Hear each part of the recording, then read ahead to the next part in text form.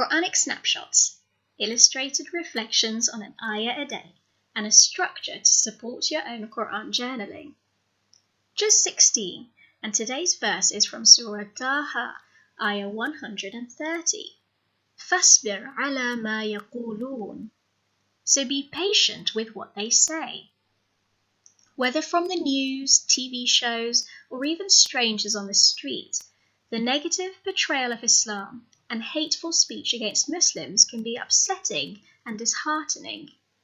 At times like this, I find it strengthening to think about our Holy Prophet sallallahu alaihi wasallam.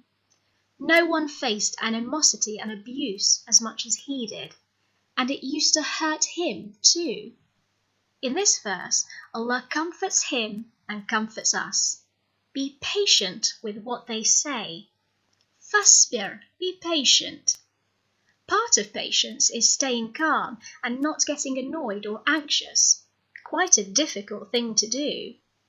But in the rest of this verse, Allah says, "And celebrate the praise of your Lord before the rising of the sun and before sunset, and glorify him in the watches of the night and at the day's end, so that you may be pleased."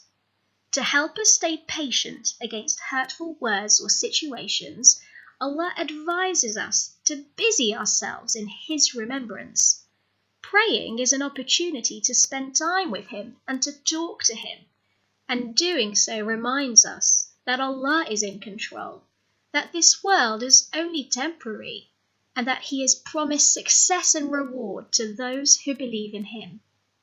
As we saw in Juz number 13, Allah tells us that it's in His remembrance alone that we will find rest. Occupying ourselves with Allah's remembrance helps take the sting away from their words.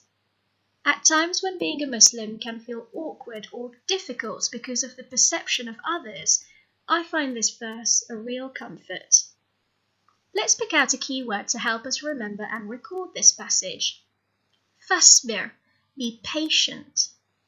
Having little doodles helps us to remember the words better. You can choose any image that helps you. I've got some little people and speech bubbles and another person being patient. Lay yours out however you like. I record the Juz number as a title at the top, and I like to write the verse in both Arabic and English. Down here I've got our keyword to help me remember the verse. The most important part, I think, is a space for you to write your own reflection on the verse, what it means to you. And the intention part is for our own personal takeaway, a practical step we can make to apply this verse. I like to recite this verse when I feel disheartened by the negative things I might read about Islam.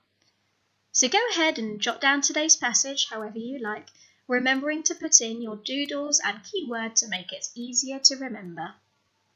It would be amazing if we can use this space to inspire each other. Share your Quranic notes in the comments below, and inshallah we can all learn together.